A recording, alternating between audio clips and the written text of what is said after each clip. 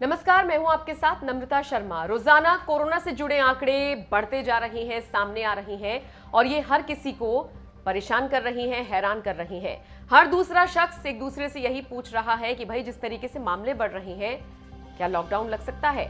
अब पूरे भारत में लॉकडाउन लगेगा या नहीं लगेगा, इसको लेकर तो केंद्र सरकार फैसला लेगी और इसमें हो सकता है अभी थोड़ी सी देरी हो, लेकिन जिस तरीके से मामले बढ़ रहे हैं, जो राज्य सरकारें हैं वो अपने अपने स्तर पर काम करने के लिए आगे आ रही हैं। अब मध्य प्रदेश का जिक्र हमने अपनी पिछली रिपोर्ट्स में किया। हमने आपको बताया कि कुछ इलाकों में संपूर्ण लॉकडाउन का ऐलान किया गया है, जबकि कई इलाकों में नाइट कर्फ्यू का ऐलान किया गया है। सिर्फ मध्य प्रदेश ही नहीं, बल्कि आप दिल्ली ले लीजिए, राजस्थान ले लीजिए, नाइट कर्फ्यू का ऐलान सरकारों द्वारा किया जा चुका है। इसी कड़ी में अब अगर महाराष्ट्र की बात करें तो यहां पर जिस तरीके से मामले निकलकर सामने आ रही हैं, जरूरत है कि सरकार कोई बड़ा कदम उठाए। हालांकि हमारे इस बड़े कदम से लॉकडाउन की तरफ मतलब नहीं है, ये स्वास्थ्य सेवाओं को मजबूत करने संबंधित भी हो सकता है।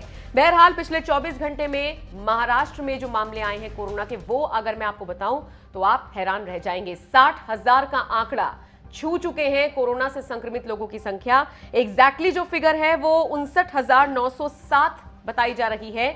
इतने लोग पिछले 24 घंटे में कोरोना से संक्रमित पाए गए हैं और इसके अलावा पिछले 24 घंटों में लगभग 322 मरीजों की मौत हुई है। तो ये वो आंकड़ा है जो जाहिर तौर पर सभी को हैरान कर रहा है। और इससे भी ज्यादा हैरानी की बात यह है कि कोरोना जिस तरीके से तेजी से रफ्तार पकड़ रहा है, उसमें महाराष्ट्र पूरी दुनिया में तीसरे नंबर पर है। आप सोचिए कितनी तेजी से यहां पर मामले बढ़ रहे हैं।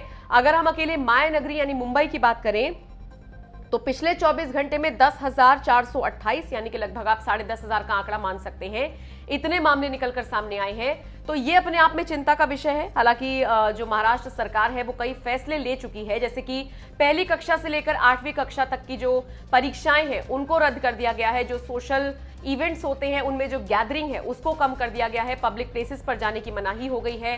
इसके अलावा कुछ ऐसे शहर हैं जिनमें संपूर्ण लॉकडाउन लगाया गया है, जबकि कुछ ऐसे शहर हैं जिनमें नाइट कर्फ्यू का ऐलान किया गया है। इन सबसे इतर महाराष्ट्र सरकार लॉकडाउन को भी एक विकल्प के तौर पर देख रही है।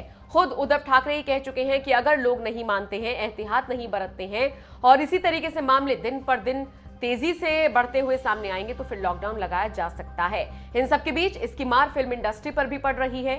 कई ऐसी बड़ी फिल्में हैं जिनकी रिलीज को फिलहाल टाल दिया गया है और आने वाले वक्त में इन फिल्मों का क्या होगा ये भगवान ही जाने।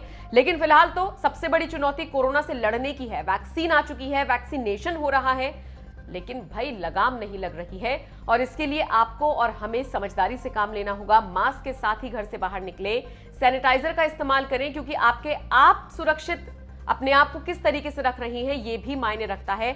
आप हो सकता है भले ही एहतियात बरत रहे हो, सामने वाला ना बरत रहा हो, इसीलिए आप जो डिस्टेंस है उसको मैनेज करके रखें।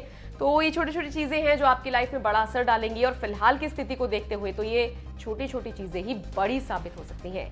महाराष्ट्र में जिस तरीके से मामले आए हैं सामने, 60,000 का आंकड़ा छुआ है। इस खबर को आप किस तरह से देखते हैं, कमेंट करके हमें जरूर बताएं।